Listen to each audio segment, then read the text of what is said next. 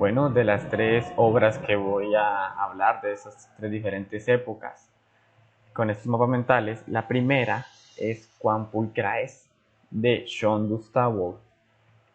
Su textura es la polifonía, que es de forma horizontal.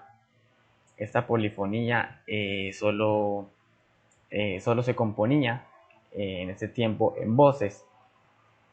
Entonces su ejecución vocal era a tres voces y, y también su estructura formal, ese motete a tres voces, eh, tenía una regularidad métrica con cambio proporcional en determinado compás. Dice que, este, que tenía un tiempo regular y perceptible. Hay un cambio de tiempo, ese cambio de tiempo es en el compás del 38 al 39. Pasa de 3 redondas por compás a 2 blancas por compás. Teniendo una periodicidad. Su rango de notas era de una octava y compuesta sobre el sistema modal de ese entonces. Ya para el contexto histórico, la polifonía inglesa, que era compuesta en servicio del duque de Borgoña, este compositor inglés, eh, compositor de motetes,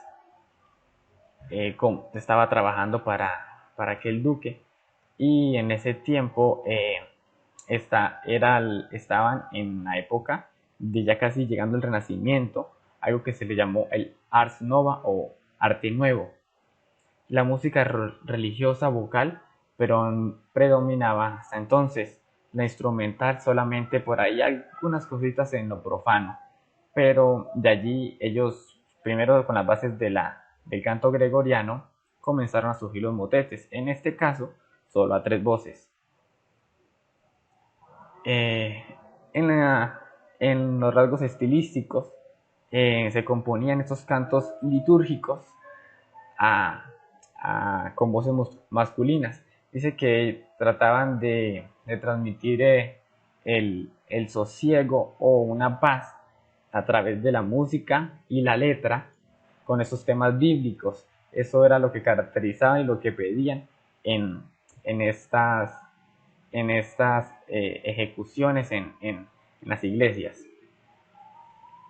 Ya allí había uso de algunos melismas en, en las diferentes voces, preferencia por la sonoridad de terceras. O sea, allí en esa polifonía inglesa siempre existía la preferencia de la sonoridad a terceras. La instrumentación, hasta entonces, casi todo lo que se hacía en la parte religiosa, en ese ámbito, era sin instrumento, pues la parte de instrumentos solo se utilizaba en ocasiones de composiciones profanas, pero el fuerte de toda la Edad Media se centró en la música vocal religiosa. La misa por Latium Kyrie. Kyrie es esa oración de, de petición a Dios. Y esta fue compuesta por Johannes Ockeghem.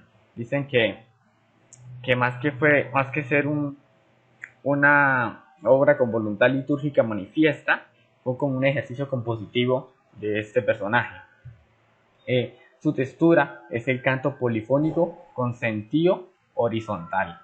Dice dice que el movimiento de las voces son con, son con muchísima independencia en esta composición, con muchísima independencia y siempre en un sentido horizontal.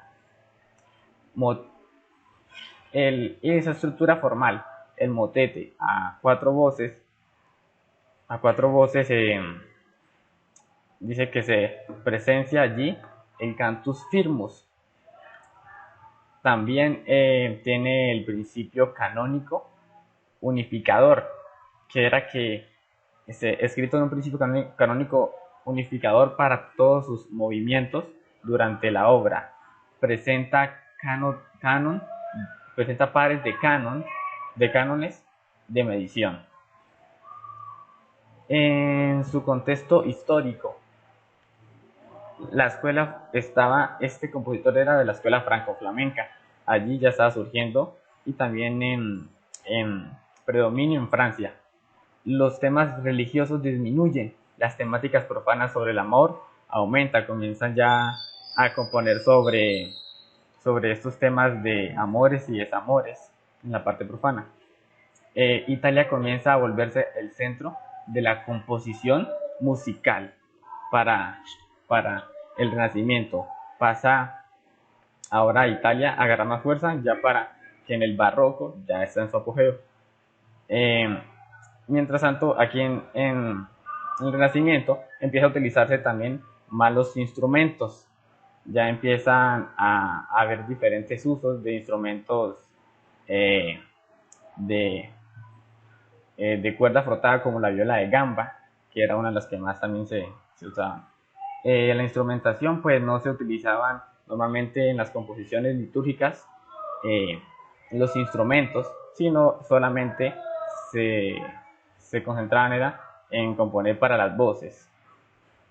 Los rasgos estilísticos, voces masculinas, también se utilizaban voces masculinas, cuidado de la acentuación propia de las palabras. En esto trabajaba bastante este compositor. Concepciones teológicas del momento al componer la letra de aquellas obras para las misas ordinarias. Uso también de cánones de medición, que era lo que en este compositor hacía mucho.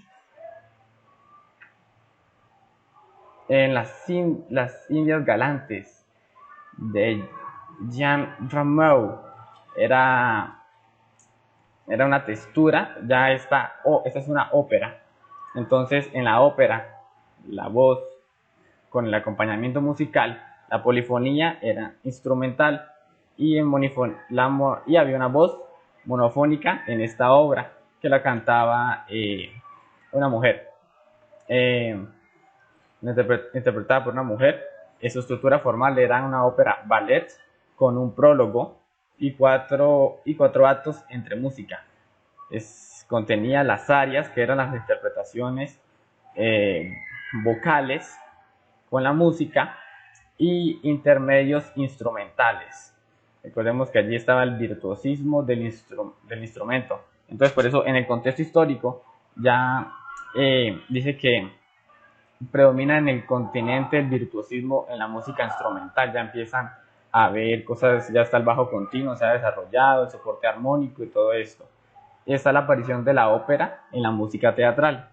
Hay contrastes en las composiciones, también en las diferentes artes y ciencias han aumentado, por eso ya está la imprenta y diferentes avances en el arte, como la escultura, la pintura y demás. Instrumentación, uso de los instrumentos de viento y cuerdas.